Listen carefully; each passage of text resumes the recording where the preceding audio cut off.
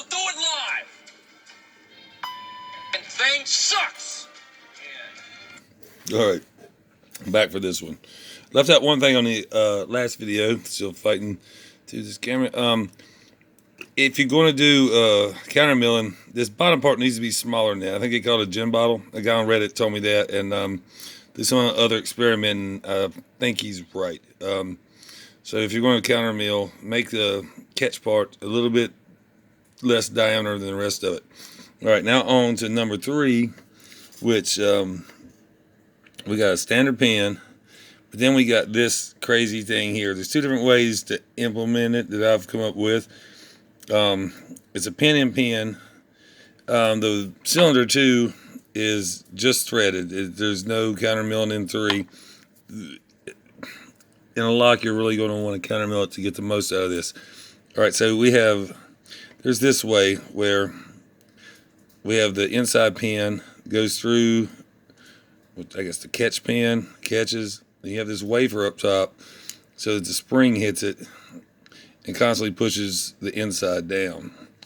There's also, another thing, if you thread your upper cylinder, this is going to be a huge pain in the ass because it's going to get caught. Want to go sideways, it's always going to mess up.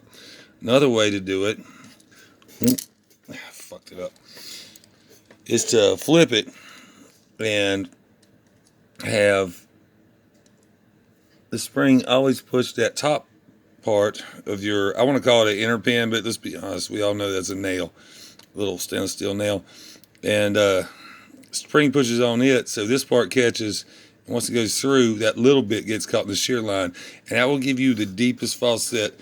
It will sometimes make it so bad that you have to reset it to get it out, or go through all these other ones and make that faucet not so bad.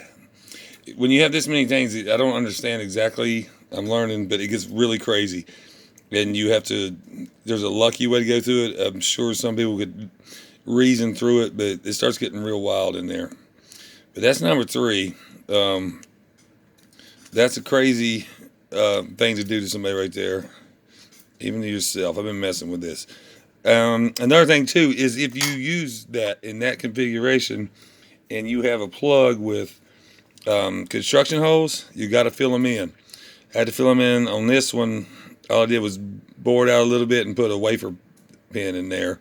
You got to kind of hammer it in there and then sand it flat. But if you don't, whenever you turn the lock around, either all the way 360 or open it counterclockwise, that little pin gets stuck in these things and it locks your whole lock up. You got to take it apart. You can't get it apart. It's a huge pain in the ass. If you're going to use those little pin and pins, make sure you're not running through construction holes. It's not that big a deal if you go all the way to the bottom, because you can just put, the 180 trick. Just put your pick upside down and rotate it. But that's another thing I'm glad I remembered to say. Got to fill in construction holes.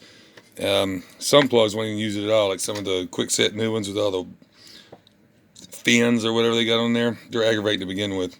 Anyway, see you on the next video. I'm trying to get through these tonight. I thought it'd take a couple days, but we'll see what happens. Thanks.